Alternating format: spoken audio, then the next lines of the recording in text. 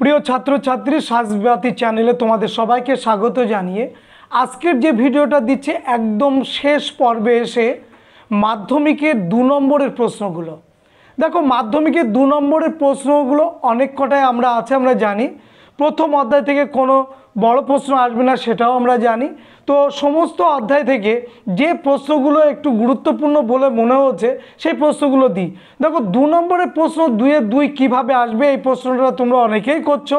2-এর 2 নম্বর প্রশ্ন তখনই আসবে যখন উত্তরটা সঠিকভাবে লিখতে হবে। হ্যাঁ স্যার, বুঝলাম উত্তরটা সঠিকভাবে লিখতে হবে, তো উত্তরটা সেই সঠিকভাবে কেমনভাবে লিখব, তাই না? দেখা গেল প্রশ্ন আসলো সামরিক ইতিহাস চর্চা গুরুত্বপূর্ণ কেন। তুমি কি উত্তর লিখবে? যে সামরিক ইতিহাস চর্চা প্রথমে শুরু হয়েছিল কোন দেশে এবং তার কত সাল নাগাদ, সেটা লিখবে। প্রথমে লিখবে কত সালে কোন দেশে প্রথমে সামরিক ইতিহাস চর্চা শুরু হয়েছিল। তারপরে উত্তর লিখবে সামরিক ইতিহাস চর্চা কেন গুরুত্বপূর্ণ, যুদ্ধের বিবর্তন, যুদ্ধের আঙ্গিক, যুদ্ধের জয় পরাজয় সম্পর্কে জানা, এইগুলো লিখলে। পরে লিখলে সামরিক ইতিহাস চর্চা বিষয়ক একটা গ্রন্থের নাম তুমি লিখে আসলে। দেখো, এইভাবে যদি তুমি লিখে আসো তাহলে পাক্কা 2-এর 2 পাবে। নারী ইতিহাসের প্রাসঙ্গিকতা কি আছে, নারী ইতিহাসের চর্চাটা শুরু হয়েছিল কোন দশকে, তুমি সেটা লিখলে। নারী ইতিহাসের প্রাসঙ্গিকতা কি, মূল বক্তব্যটা লিখলে। এবং সবশেষে নারী ইতিহাস চর্চা বিষয়ক একটা গ্রন্থের তুমি নাম লিখে আসলে। সে নীরা দেশাইয়ের হতে পারে, জেরান্ডিন ফোভার্সের হতে পারে, হিরণময় বন্দ্যোপাধ্যায়ের বইটাও হতে পারে, যে কোনো একটা বই লিখে আসলে। ঠিক এইভাবে যদি লিখে আসো পাক্কা 2-এর 2 পাবে। এটা কারোরই অজানা নয়, অন্তত আমার কাছে অজানা নয়, কারণ যে পরীক্ষকই হোক না কেন এই নম্বরগুলো সে দেবেই। আর যে প্রশ্ন আছে 2 নম্বরের, দুটো উত্তর হয়তো চেয়েছে। রামকৃষ্ণ মিশন কে প্রতিষ্ঠা করেছিলেন, রামকৃষ্ণ মিশন কত সালে প্রতিষ্ঠা হয়েছিল। স্বামী বিবেকানন্দ রামকৃষ্ণ মিশন প্রতিষ্ঠা করেছিলেন, প্রথম লাইনে লিখবে।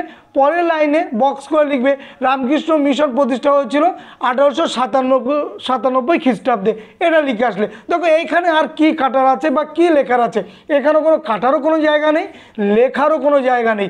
সুতরাং এইভাবে 2 নম্বরের প্রশ্নগুলো কিন্তু লিখে আসবে, আমার মনে হয় কোনো অসুবিধা হবে না। দেখো, তিতুমির কেন স্মরণীয়, এ একটা প্রশ্ন গুরুত্বপূর্ণ 2 নম্বরে। তাহলে আমি কি লিখব? তিতুমির কে, তিতুমিরের প্রকৃত নামটা কি আগে লিখলে। তিতুমির কোন আন্দোলনের নেতা সেটা লিখলে, বাংলায় ওয়াবি আন্দোলন নেতা তিতুমির। এইবার লিখলে তিতুমির কি করেছিল। প্রথম এই আন্দোলনটা ইসলামের শুদ্ধিকরণ হিসাবে শুরু হয়েছিল, পরবর্তীকালে নীলকর জমিদার বিরোধী আন্দোলনে পরিণত হয় এবং সবশেষে ব্রিটিশ বিরোধী আন্দোলনে পরিণত হয় এবং তিনি বাঁশের কেল্লা নির্মাণ করে জিহাদ ঘোষণা করেন এবং পরবর্তীকালে লর্ড উইলিয়াম বেন্টিকের নেতৃত্বে 1831 সালে তিনি মৃত্যুবরণ করেন।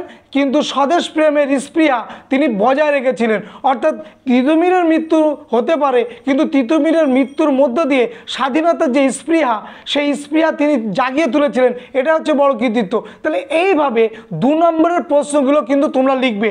তো ভিডিওর প্রথমে কিভাবে 2 নম্বরের প্রশ্ন লিখতে হয় বলে দিলাম, আরও বলে দিচ্ছি।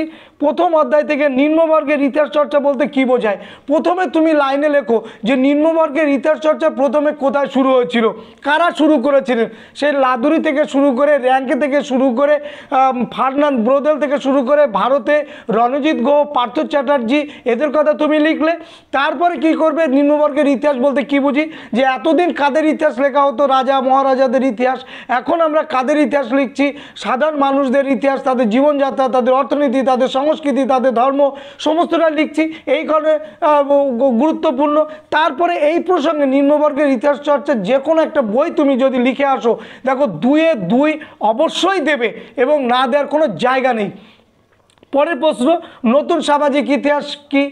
পরের প্রশ্ন, আমি কিছু প্রশ্ন তোমাদের আগে বলে দিই, কীভাবে লিখতে হবে সেটা বলে দিলাম। এবার যে প্রশ্নগুলো এবছরের জন্য গুরুত্বপূর্ণ সেগুলো বলে দিই। দেখো, দলিত কারা, এই প্রশ্নটা অবশ্যই করবে। দাওয়ার কমিশন কেন গঠিত হয়েছিল করবে। পত্তি শ্রী রামালু কী জন্য বিখ্যাত, এটা করবে। দেখো, প্রথম অধ্যায় থেকে আঞ্চলিক ইতিহাস চর্চা গুরুত্বপূর্ণ কেন, এটা করবে।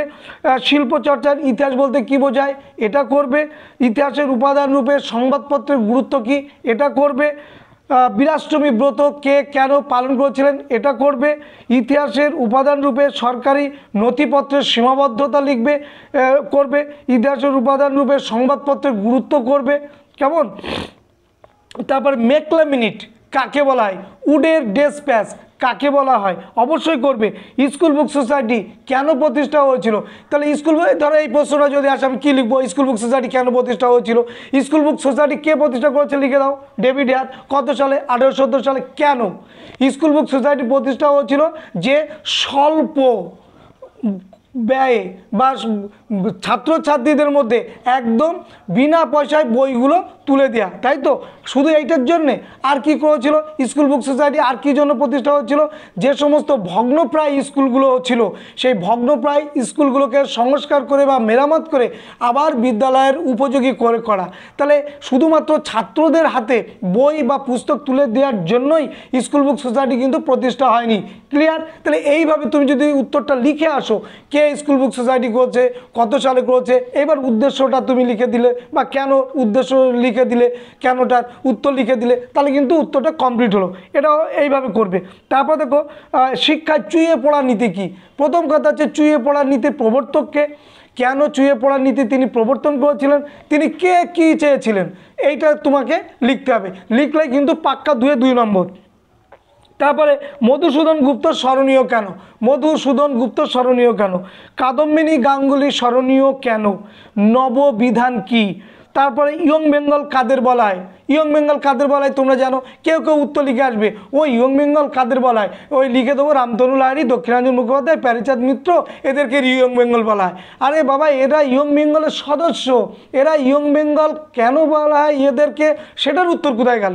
তখন আমার লিখতে হবে যে হিন্দু কলেজের তরুণ অধ্যাপক হেনরি লুই ভিভিয়ান ডিরোজিওর অনুগামীদের আমরা বলছি নব্যবঙ্গ বা ইয়ং বেঙ্গল, কারণ তারা সেই সময়কালে সমাজে কুসংস্কার, পৌত্তলিকতা, জাতিভেদ, কুসংস্কারের তীব্র প্রতিবাদ জানিয়েছিল। পাশাপাশি রেনেসাঁর তারা প্রবর্তনের এক অঙ্গীকারবদ্ধে আবদ্ধ হয়েছিল এবং এদের মধ্যে 2জন সদস্য হলেন, তখন তুমি প্যারীচাঁদ মিত্র, রামতনু লাহিড়ী, দক্ষিণাঞ্জন মুখোপাধ্যায়, রসিকৃষ্ণ মল্লিক, রাধানাথ শিকদার, এদের যে কোনো 2জনের নামটা লিখে আসলে তাহলে উত্তরটা কিন্তু পারফেক্ট হয়ে গেল। কেমন, তাহলে এইভাবে কিন্তু প্রত্যেকটা উত্তর তোমাকে লিখতে হবে। তারপরে দেখো বাংলার নবজাগরণ বলতে কি বোঝো, নবজাগরণ কথাটি কোথা থেকে এসেছে, রেনেসাঁস, এটা কোন শব্দ, রেনেসাঁস কথার অর্থ হচ্ছে নবজাগরণ। নবজাগরণ মানে নতুন করে জেগে ওঠা, কোন কোন দিকে জেগে ওঠা, সাহিত্যে জেগে ওঠা, বিজ্ঞানে জেগে ওঠা, শিক্ষা চেতনায় জেগে ওঠা, জেগে ওঠা। এইবার বাংলায় নবজাগরণের কারা ছিল, মধ্যবিত্ত শ্রেণী। কেমন, সেটা আবার কারা, কলকাতা শহরের শ্রেণী, মধ্যবিত্ত শ্রেণীর মধ্যে দিকে নবজাগরণটা এসেছিল, কৃষকের ঘর থেকে আসেনি, শ্রমিকদের ঘর থেকে আসেনি, তাই তো, মানে এটা বোঝানোর জন্য বলছি, তুমি এত কথা লিখবে না। তাহলে নবজাগরণ কথার অর্থ হচ্ছে সাহিত্যে, বিজ্ঞানে, সংস্কৃতিতে সমস্ত জায়গা থেকে নতুন করে জন্ম লাভ করা, যুক্তিবাদের প্রসার ঘটানো, বিজ্ঞান মনস্ক মন তৈরি করা, এইগুলোই কিন্তু নবজাগরণ। নবজাগরণ মানে নতুন করে আমি আবিষ্কার করলাম, আমাকে আবিষ্কার করতে হবে তবে আমার নবজাগরণ হবে, সেটা কিন্তু নয়।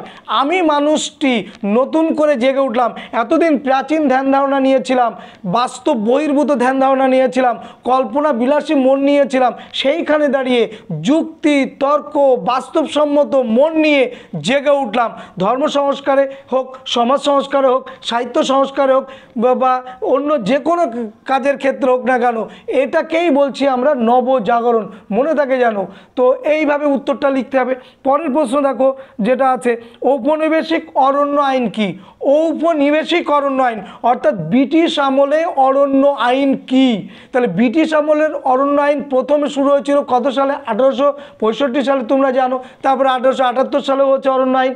এইবার কেন করেছিল, ব্রিটিশরা দেখেছিল যে অরণ্যের ওপর যদি আমাদের ক্ষমতাটা বিস্তার করতে পারি, অরণ্য থেকেও প্রচুর সম্পদ আসতে পারে এবং অরণ্যটাকে ব্যবহার করে ব্রিটিশরা তারা নতুন নতুন নগর গঠন করার ক্ষেত্রে যেমন কাঠের যে যোগান সেটাও যেমন ওরা ওইখান থেকে পাবে যদি ক্ষমতায় নিয়ে আসতে পারে, পাশাপাশি এই কাঠ বিক্রি করে সে কিন্তু অনেক অর্থ উপার্জন করতে পারবে।